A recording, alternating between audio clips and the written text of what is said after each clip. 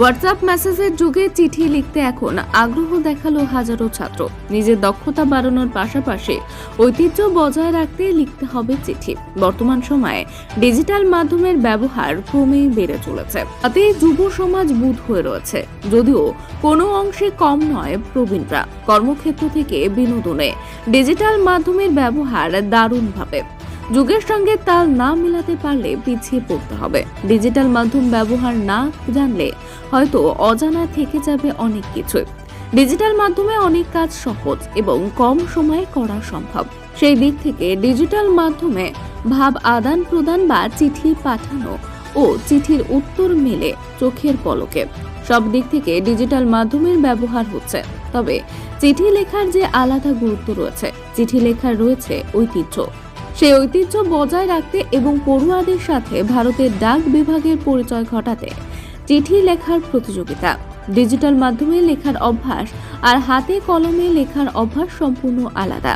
ক্রমশ হাতে কলমে লেখার প্রবণতা কম হচ্ছে। আসলে ডিজিটাল মাধ্যমে লেখার উপায় খুব সহজ, যেখানে ব্যাকরণ জ্ঞান, বানান, লেখার দক্ষতা ছাড়াও খুব সহজে হাজার হাজার ওয়ার্ড এর লেখা যেতে পারে, কিন্তু হাতে কলমে তা মোটেই সম্ভব না। তাই ডিজিটাল মাধ্যমে লেখায় সরবর ছেলেরাও হাতে কলমে লিখতে মুখ থুবড়ে পড়ে। আসলে হাতে কলমে লিখতে হলে নিজস্ব বানান ও ব্যাকরণ জ্ঞান থাকা আবশ্যক। একই সঙ্গে প্রয়োজন পরিষ্কার পরিচ্ছন্ন লেখার দক্ষতা। আসলে ডিজিটাল মাধ্যম ভুল করতে দেয় না। ডিজিটাল মাধ্যমে রয়েছে বাড়তি সুবিধা, ফলে দ্রুত গতিতে বাড়ছে ডিজিটাল মাধ্যম ব্যবহার। তবে নিজের হাতের লেখার গুরুত্ব রয়েছে আলাদা।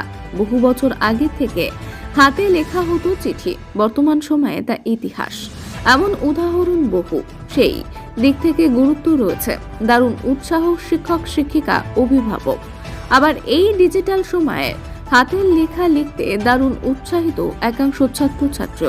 বিগত কয়েক বছরের ন্যায় ভারতীয় ডাক বিভাগের উদ্যোগে এবং উইজ সংগঠনের সহযোগিতায় হাওড়ার কান্দুয়া মহাকালী প্রাথমিক বিদ্যালয়ে চিঠি লেখার প্রতিযোগিতা। সাকরাইল ব্লকের কান্দুয়া গ্রামের 10টি প্রাথমিক স্কুল, একটি উচ্চ মাধ্যমিক স্কুল এবং কাকরাইল ব্লকের অন্তর্গত নলপুর গ্রামের 2টি প্রাথমিক স্কুলের প্রায় 1000 জন ছাত্রছাত্রী চিঠি লেখার প্রতিযোগিতায় অংশগ্রহণ করে। এই প্রসঙ্গে হাওড়ার ডাক বিভাগের ডেপুটি সুপারিনটেন্ডেন্ট গীতা বার্লা জানান, আমাদের স্কুলগুলোতে শুধু নয়, মানে সমস্ত ক্ষেত্রেই বাচ্চারা মোবাইলে অ্যাডিক্টেড হয়ে যাচ্ছে।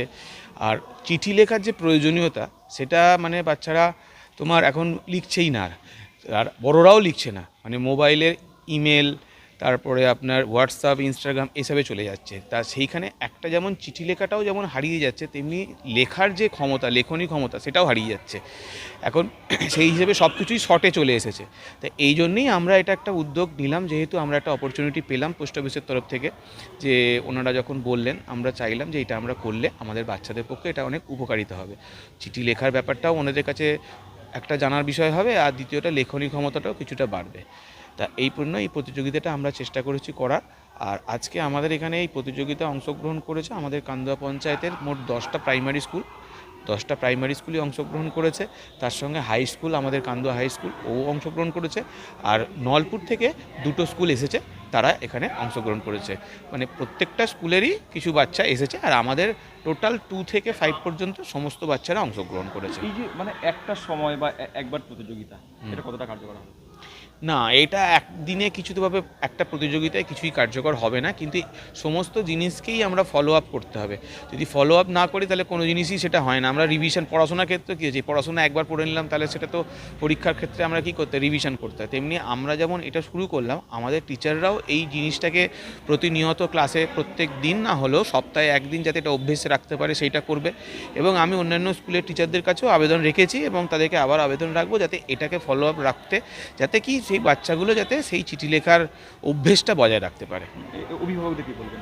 অভিভাবকদের বলবো, যেটা আমরা যে জিনিসটা শুরু করেছি সেটা যেন তারা বাস্তবায়িত করার জন্য আরও বাচ্চাদের বাড়িতে সেটাকে আরও ড্রিল করাবে, বাচ্চাদের যাতে আরও ভালো করে তারা যাতে লিখতে পারে সেইগুলো দেখবে। তাদের যদি কোনো সমস্যা থাকে আমাদের স্কুলে এসে টিচারদেরকে বলবে, টিচাররা যাতে সেই সমস্যার সমাধান করতে পারে, এটাই বলবো। মানে এই সময় বাচ্চাদের যেটা খুব পছন্দ হচ্ছে মোবাইল, সেই জায়গায় দাঁড়িয়ে হাতের লেখাটা তারা কত ভালোভাবে নিতে পারে, কতটা আগ্রহ দেখাতে পারে, কি মনে হয়? মোবাইলে এখন বাচ্চাদের সময় মোবাইলটা হচ্ছে বাচ্চাদের কাছে একটা খুব আকর্ষণীয় বিষয়, কারণ অনেক রকম গেমস, খেলা, কার্টুন সব দেখতে পারে। সেই জায়গায় পড়াশোনার ব্যাপারটা তো বাচ্চাদেরকে করতেই হয়, ওটা তাদের একটা মানে এই ম্যান্ডেটরি বিষয়। কিন্তু হাতের লেখা যে জিনিসটা, অনেক বাচ্চা হাতের লেখা যেটা লেখে, সেই হাতের লেখার মধ্যে বাঁকাটাটা থাকে।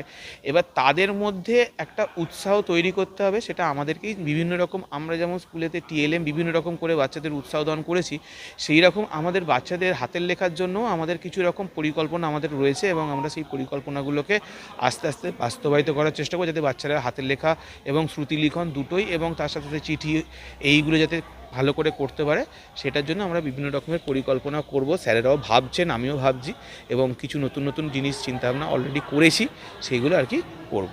মানে এই কম্পিটিশনের মাধ্যমে হ্যাঁ, এই একটা কম্পিটিশানে থেমে থাকলে হবে না। এরকম হয়তো বড় আকার না হলেও ছোট ছোট করে আমাদের প্রতি সপ্তাহতেই শনিবার আনন্দ পরিসর হয়, সেখানে আমাদের বাচ্চাদের কুইজ কম্পিটিশান হয়, আঁকা প্রতিযোগিতা হয়, হাতের লেখা প্রতিযোগিতা হয়, এবং আমাদের সামর্থ্যের মধ্যে হাতের লেখা প্রতিযোগিতা যেটা হচ্ছে, বানান প্রতিযোগিতা, এটাও আমাদের স্কুলে হয়। এইগুলো করলে হয়তো তাকে পুরস্কার হিসেবে আমরা একটা ছোট্ট পেন বা একটা ছোট্ট চকলেট দিলাম, সেটাই একটা ছোট বাচ্চার কাছে অনেক কিছু।